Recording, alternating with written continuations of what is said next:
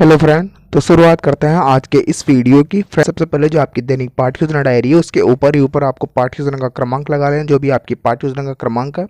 आज का जो अपना प्रकरण है वो है मीराबाई के पद या दोहे। और जो आपकी विधा है, जो आप पद पाठ्य योजना है, वो है हिंदी की पद पाठ्य योजना का अपन निर्माण करेंगे।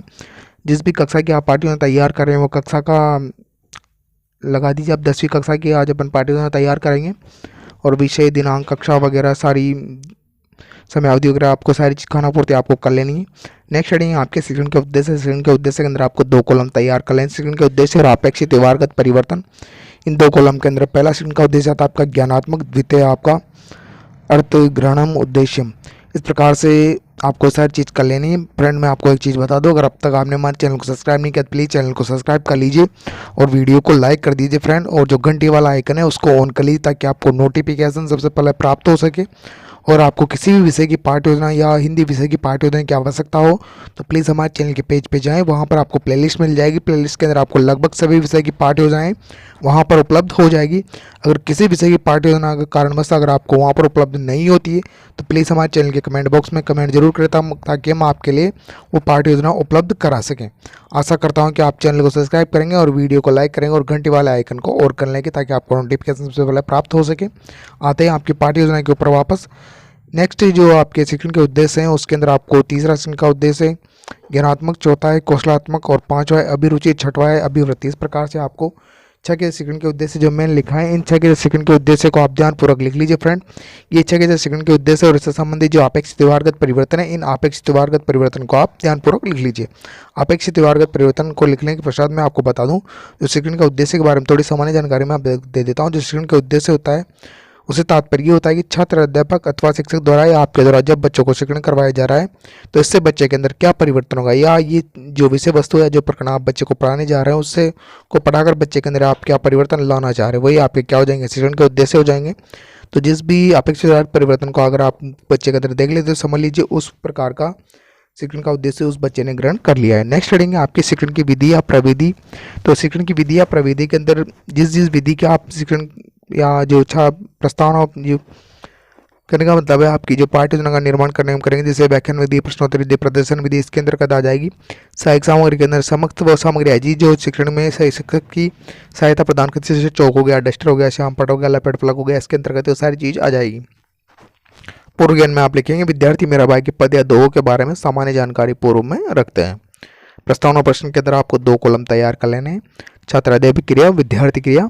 इसके अंदर दोनों कॉलम के अंदर मैं आपको बता दूं, जो प्रस्तावना प्रश्न होता है उसके अंदर छात्र, अध्यापक, अध्यापिका या आपके द्वारा बच्चों से प्रश्न किए जाते हैं और कम से कम आपके द्वारा 4 प्रश्न और अधिक से अधिकतम 6 या 7 प्रश्न आपके द्वारा बच्चों से पूछे जा सकते हैं। और फ्रेंड, एक चीज़ याद रखिएगा, जो प्रश्न आप बच्चों से पूछेंगे ये तार्किकता के क्रम में होने चाहिए। कहने का मतलब है एक प्रश्न को दूसरे प्रश्न से जोड़ते हुए आपको ये बच्चों से प्रश्न करने हैं और अंत के अंदर आपके द्वारा एक बच्चों से समस्यात्मक प्रश्न किया जाएगा जिसका बच्चे उत्तर नहीं दे पाएंगे। जैसे मीराबाई के जो पद या दोहों के बारे में समस्यात्मक प्रश्न होना चाहिए। इस प्रकार से आपको सारी चीज़ करने के पश्चात में जो नेक्स्ट हेडिंग निकल के आती है आपकी, वो है आपका प्रस्तुतिकरण। जो प्रस्तुतिकरण है इसके अंदर आपको 6 कॉलम तैयार कर लेने हैं। शिक्षण सोपान या बिंदु जिसको कहा जाता है, छात्र अध्यापक क्रिया, विद्यार्थी क्रिया, शिक्षण विधि या प्रविधि, सहायक सामग्री व श्यामपट कार्य। इस प्रकार से आपको ये 5 या 6 कॉलम तैयार कर लेने। ये कॉलम तैयार करने के पश्चात में जो शिक्षण बिंदु वाला कॉलम है उसके अंदर पहला शिक्षण बिंदु है देखिए आदर्श वाचन।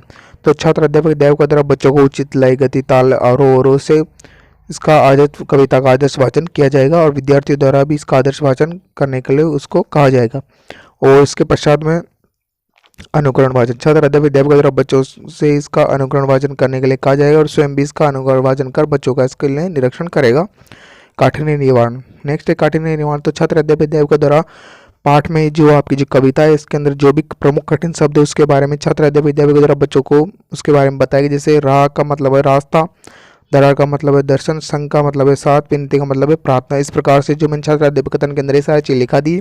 विद्यार्थी क्रिया वाला कॉलम को मैंने कंप्लीट कर दिया है। और जो सहायक सामग्री है उसके अंदर देखिए मैंने एक चार्ट या चित्र बना लगाया है। इसके अंदर मीराबाई श्री कृष्ण की भक्ति करती हुई मैंने दिखाई है और श्यामपट कार्य को मैंने परिपूर्ण कर दिया। जो छात्र अध्यापक कथन मैंने लिखा है उसके अंदर मैंने सारी चीज़ें पुनरावृत्ति प्रश्न भी मैंने आपको इसके अंदर लिखा दिए। तो आप इन सारी चीज़ों को ध्यानपूर्वक लिख लीजिए। नेक्स्ट पेज पर फिर से वही 5 कॉलम तैयार कर लेने आपको। शिक्षण बिंदु, छात्र अध्यापक क्रिया, विद्यार्थी क्रिया, शिक्षण विधि, प्रविधि, सहायक सामग्री और श्यामपटकारी। ये चीज़ करने के पश्चात में जो 5वां सेकंड बिंदु आता है आपका केंद्रीय भावानुभूति प्रश्न। तो केंद्रीय भावानुभूति प्रश्न के अंदर में आपको ये प्रश्न छात्र अध्यापक के द्वारा बच्चों से पूछ लिए जाएंगे और बच्चों द्वारा इन प्रश्नों के उत्तर दे दिए। जैसे मीरा किन से विनती करती थी, बच्चे उत्तर देंगे श्री कृष्ण से। मीरा किन की राह देख रही थी, बच्चे उत्तर देंगे श्री कृष्ण की। किसकी आंखें बेचैन हो रही थी, बच्चे उत्तर देंगे मीराबाई की। तो इस प्रकार से आपको ये सारे भावानुभूति प्रश्न बच्चों से कर लेने हैं। सस्वर वाचन। छात्र अध्यापक विद्यार्थियों को केंद्रीय भावानुभूति प्रश्नों के मध्य हुए इस निष्पत्ति की पुनः इस निष्पत्ति हेतु सस्वर वाचन करने का निर्देश देंगे और छात्र अध्यापक का ये निर्देश बच्चों द्वारा इस निर्देश के अनुसार सस्वर वाचन किया जाएगा। तो साहित्य सामग्री के अंदर इस जो कविता है इसका मूल भाव आप इसके अंदर लिख दीजिएगा। मूल भाव लिखने के पश्चात में जो छात्र अध्यापक द्वारा इसको मूल भाव को समझा दिया और साहित्य सामग्री के अंदर आप इस मूल भाव को ध्यानपूर्वक लिख लीजिए और जिसे हम पटकार है जो उसको आप परिपूर्ण भी कर लीजिएगा। जो मैंने छात्र अध्यापक कथन लिखा इसमें आप मातृ बिंदु इसके अंदर हम पटकार के अंदर ब्लैक चार्ट लगाएगा उसमें लिख दीजिएगा फ्रेंड।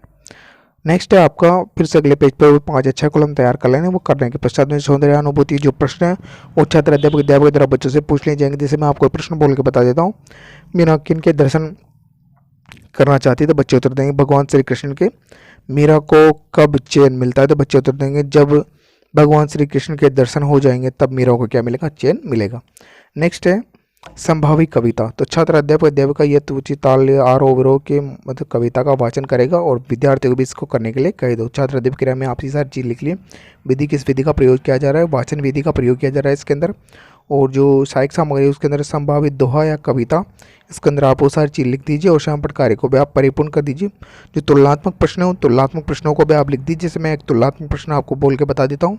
प्रस्तुत कविता में किसका वर्णन किया गया है तो बच्चे उत्तर देंगे मीरा द्वारा श्री कृष्ण का इंतजार एवं उसकी व्याकुलता का इसमें वर्णन किया गया। इस प्रकार से आपको तुलनात्मक प्रश्न भी कर लेने सारे जो मैंने लिखा है इन तुलनात्मक प्रश्नों को। फ्रेंड ये सारे तुलनात्मक प्रश्न वगैरह सारी चीज़ लिखने के पश्चात में जो आपकी नेक्स्ट हेडिंग आती है उस नेक्स्ट हेडिंग की ओर चलते हैं फ्रेंड। तो नेक्स्ट हेडिंग लगा लीजिए आप मूल्यांकन प्रश्न। तो हेडिंग लगा लीजिए मूल्यांकन प्रश्न। जो मूल्यांकन प्रश्न होते हैं उसके बारे में आपको सामान्य जानकारी देती हूँ। जो मूल्यांकन प्रश्न होते हैं वो छात्र अध्यापक द्वारा पूछे जाते हैं और इसलिए पूछे जाते हैं ताकि उसने जो विषय वस्तु या जो प्रकरण बच्चों को पढ़ाया है वो बच्चों ने सीखा है अथवा नहीं सीखा है, कितना सीखा है, इस बात की प्रतिपुष्टि या फीडबैक लेने के लिए ये मूल्यांकन प्रश्न छात्र अध्यापक द्वारा किए जाते हैं। तो आपको भी ये मूल्यांकन प्रश्न बच्चों से कर लेने और मूल्यांकन प्रश्न आप किसी भी प्रकार से तैयार कर सकते हैं। लघुतरात्मक, अति लघुतरात्मक, निबंधात्मक, बहुविकल्पात्मक, किसी भी प्रकार के प्रश्न आपके द्वारा बच्चों के लिए तैयार किए जाते हैं। आपका एकमात्र उद्देश्य बच्चों का मूल्यांकन करना। तो आप इस प्रकार से सारे मूल्यांकन प्रश्न कर दें। आपको मैंने बता दिया कि मूल्यांकन प्रश्न आप किस प्रकार से बना सकते हैं। तो आप इस प्रकार से आप अपने हिसाब से मूल्यांकन प्रश्न बना ले। जरूरी नहीं जिससे मैंने बनाया उसी प्रकार से आप भी बनाएं। अंत के अंदर आपके द्वारा बच्चों को गृह कार्य दे दिया जाएगा ताकि बच्चे घर पर जाकर आसान जो उस गृह कार्य को कर सके। जैसे मैंने गृह कार्य दिया है भगवान श्री कृष्ण से संबंधित मूल पद एवं संभावी पद का भाव अपने शब्दों में लिखिए। इस प्रकार से आपको एक गृह कार्य दे देना है। फ्रेंड अंत के अंदर आपको प्रवेश टिप्पणी जो छात्र अध्यापिका है उसके लिए प्रवेश टिप्पणी जो भी आपका प्रवेश है उसके द्वारा लिखी जाएगी।